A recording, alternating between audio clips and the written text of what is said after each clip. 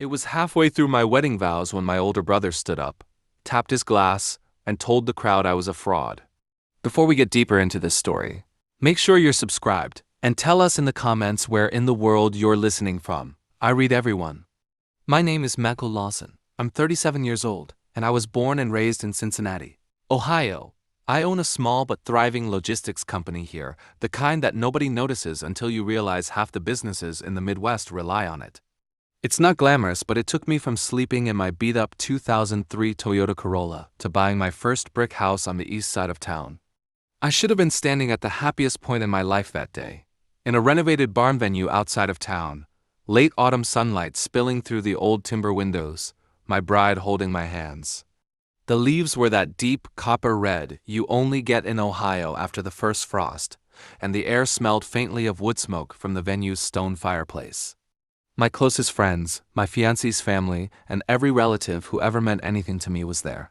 But when my brother Daniel, wearing the smirk he's had since we were kids, stood up mid-ceremony, everything I'd built was about to be stripped away, piece by piece, in front of 100 witnesses.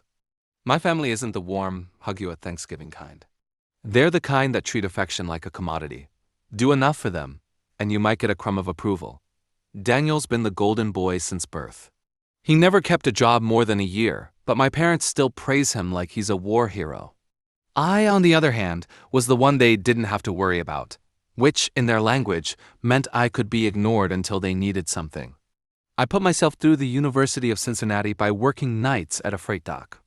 While Daniel was racking up debt and excuses, I was loading trucks at 3 a.m., going to class, then doing homework in the break room with a thermos of bad coffee. My parents never came to see me graduate. But when Daniel needed money for a business idea, which later turned out to be a sports betting habit, guess who wired him $15,000? It wasn't until I met Rachel that I stopped trying to win their approval. She was grounded, practical, and not impressed by flash.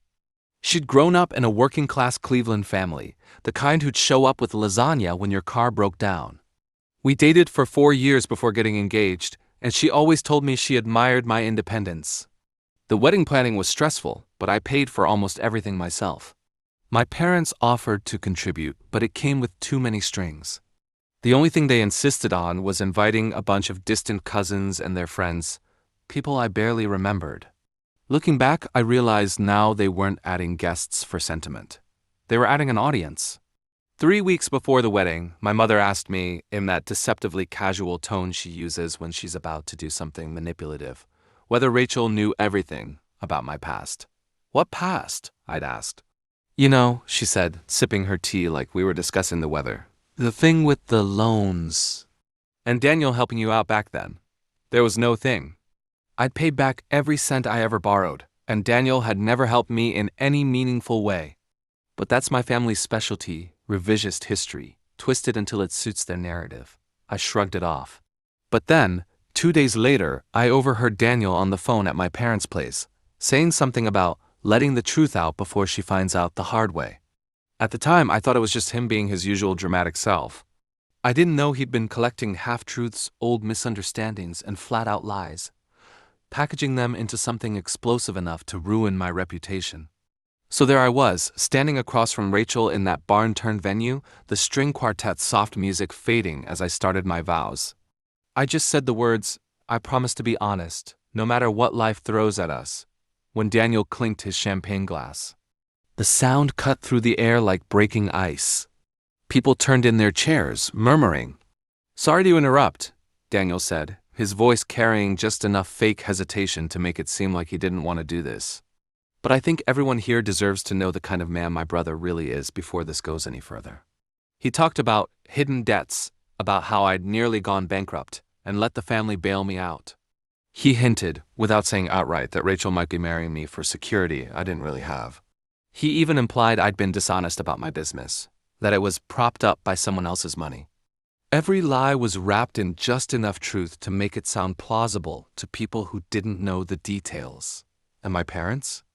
They sat there, stone-faced, not one word to stop him. I saw Rachel's father shift uncomfortably. I saw my groomsman Mark glaring at Daniel. And I felt something I'd never felt before, a cold, still anger that went so deep it almost felt calm. That was the day I decided I would never forgive them. And that was the day I started planning how to take everything they'd used against me and make it the reason they'd never show their faces in public again. The reception went on like nothing had happened. At least that's what it looked like from the outside. People still danced. The open bar still poured bourbon and champagne. The DJ still played the playlist Rachel and I had made over beers at the kitchen table. But I didn't remember any of it. I stood there beside my bride, smiling for photos that would later feel like evidence from a crime scene. Every time someone clinked a glass for us to kiss, I felt Rachel's hand tense just slightly in mine. Her eyes told me she didn't fully believe Daniel's story, but she couldn't dismiss it completely. Not with my family sitting there in complicit silence. I could have stood up right there, taken the microphone, and dismantled every lie Daniel spewed. I could have told the truth about how I'd built my company from scratch, how I'd paid my debts without a cent from him or my parents, how his help was nothing more than a drunken offer he never followed through on. But that would have given him exactly what he wanted, a messy, defensive scene in front of everyone I cared about. Instead, I poured Rachel another glass of wine and told her we'd talk about it later. What I didn't tell her was that later meant months from now, when I had enough to end Daniel's reputation the way he'd just tried to end mine. A week after the wedding, I took Daniel out to lunch at Montgomery Inn, his favorite spot in Cincinnati for ribs. I acted like nothing had happened. You know, I told him between bites, you caught me off guard at the wedding. I guess I should have seen it coming. He smirked. Hey, I was just looking out for her. If she's going to marry you, she should know the full story. I nodded like I agreed. That was the first hook in the line. Let him think I wasn't going to fight back. Let him think he'd won. The second hook was my next sentence. I've been thinking, maybe it's time we work together. You've got a good way with people, and my business is expanding. There might be a role for you. His eyes lit up like a kid on Christmas morning. That's the thing about people like Daniel, their egos are like open wallets. All you have to do is dangle the right currency. Rachel didn't bring up the wedding incident until 3 weeks later. We were lying in bed, the house quiet except for the hum of the heater. Why didn't you say anything? She asked, staring at the ceiling. Because, I said, truth has more power when you control the timing. She turned to look at me, her face unreadable. And when will that be? When they've forgotten they ever said it. She didn't push further. I think part of her wanted to believe I was just letting it go. But I could tell there was a part of her, a small, stubborn part, that was afraid Daniel might have been right about something. That fear was another reason I couldn't just set the record straight immediately. The longer I waited, the cleaner the hit would be when it came. Over the next 6 months, I brought Daniel into the business. In reality, I gave him a made-up position with a vague title, Regional Development Advisor, and access to just enough minor accounts to make him feel important. But I also gave him access to the wrong accounts. On paper, they looked lucrative. In reality, they were decoys, small partnerships with clients I trusted completely, who were in on what I was doing. I told those clients to humor Daniel, let him pitch his ideas, and keep me informed of everything he said. It didn't take long for him to start bending the truth, promising deliverables I'd never approved, making small adjustments to expense reports. Every slip went into a folder on my computer. Every lie he told a client was documented, time-stamped, and saved. I also started seeing my parents more often, something I'd avoided for years. Sunday dinners, casual drop-ins, small favors. It wasn't because I wanted reconciliation, it was because I wanted them comfortable. Comfortable enough to think I was letting go of what happened. Comfortable enough to start talking openly again, and to say things they didn't realize I was recording. One evening, after a particularly sloppy client pitch Daniel had given, I drove home down Columbia Parkway, the city lights reflecting on the Ohio River. The air was cool, the kind that smells faintly like rain even when it isn't raining. I realized then, I didn't have to destroy him directly. All I had to do was let him hand me the rope, inch by inch, until he tied his own noose. By spring, he wouldn't just be exposed. He'd be exposed in a way that every single person who was at my wedding would see and remember. And my parents? They'd have to choose between pretending they never believed him or going down with him. Spring came early that year. The river thawed in February, and by March, downtown Cincinnati was full of joggers and food trucks again. Business was good. My expansion plan, the one Daniel thought he was helping lead, was moving forward exactly on schedule. The thing is, Daniel wasn't incompetent in the way lazy people usually are. He was ambitious, But without patience and without integrity, that's a dangerous mix. In April, I told him about a major account, a potential distribution contract with a chain of farm supply stores across Ohio, Kentucky, and Indiana. The kind of deal worth 6 figures a year, with bonuses that could make him look like a star in the family's eyes. Of course, it wasn't real. Well, the company was real, but the opportunity was staged. The owner, a friend of mine named Jack Haynes, owed me a favor. I told Jack I needed to give my brother just enough rope to hang himself. We set up a series of meetings, fake negotiations, and even a site visit to one of the chain's warehouses. Jack played his role perfectly, friendly but cautious, hinting that the deal would only happen if Daniel could prove himself trustworthy. 3 weeks into the talks, Daniel suggested Jack make an advance payment to show good faith, a payment that would go directly into Daniel's personal business account to expedite some logistics. Jack pretended to consider it. Sure, but I'll need to talk to Michael first. It's a lot of money. Daniel smiled that sly smile of his. Better not. Michael's conservative about risk.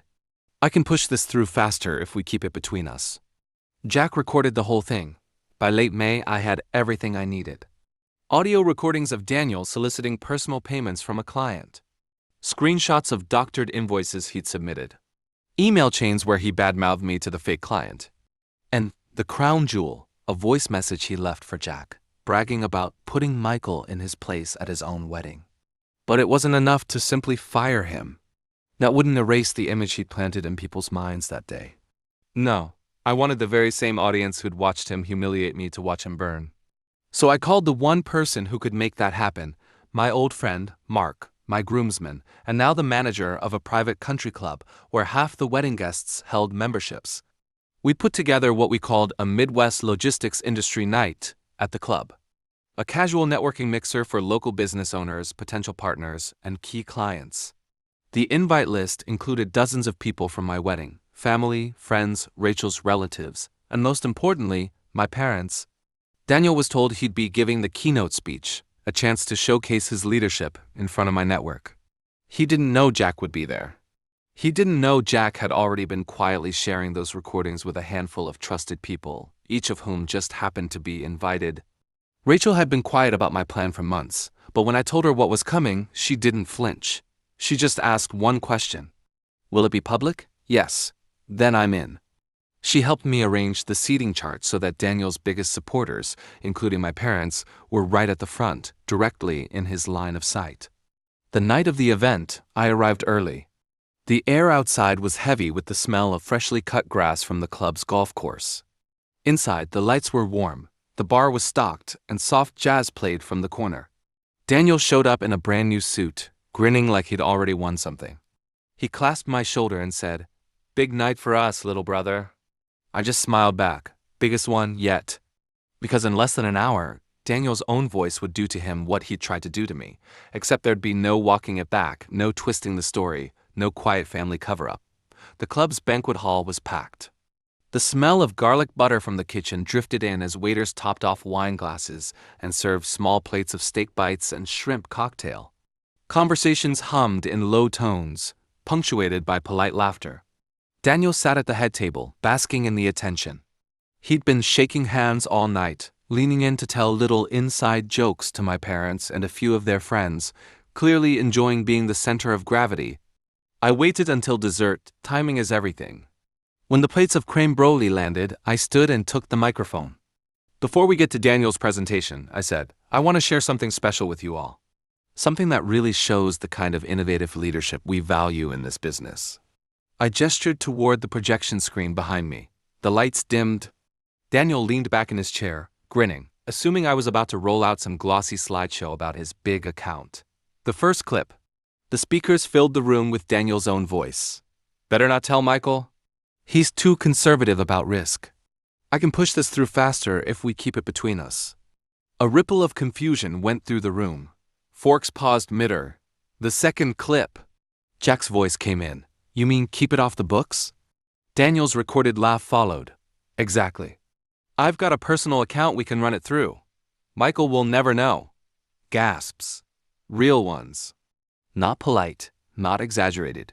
Genuine reactions from people who knew exactly what that implied. The third clip, the knife twist. and then the final recording. Honestly, humiliating him at his own wedding was the best thing I've done in years. He's been too smug for too long. This will put him in his place. The room went dead silent. Even the servers froze in place. I let the silence stretch. 10 seconds. 15. Then I said, that's not innovation. That's fraud. That's manipulation.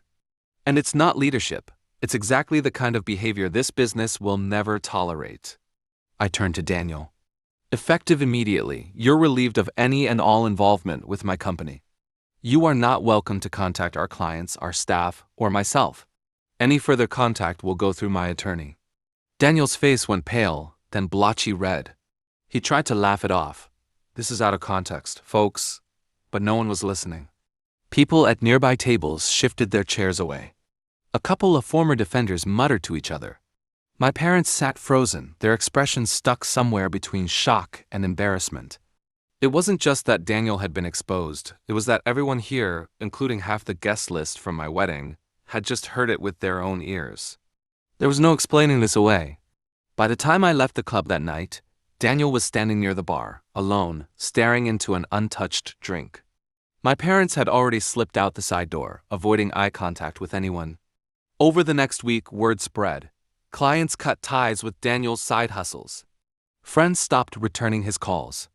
Even some of the extended family, the ones who'd been quick to believe him last fall, suddenly had other plans whenever he tried to meet. A month later, Rachel and I hosted a small dinner at our home, a mix of friends, clients, and a few relatives who'd stood by us. Over dessert, someone brought up the wedding incident. I just smiled and said, "Funny how truth has better timing than lies." And I meant it.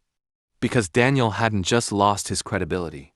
He'd lost the one thing people like him can't live without: an audience. If you enjoyed this story, please give a thumbs up to the video and consider subscribing to the channel for more powerful true life stories.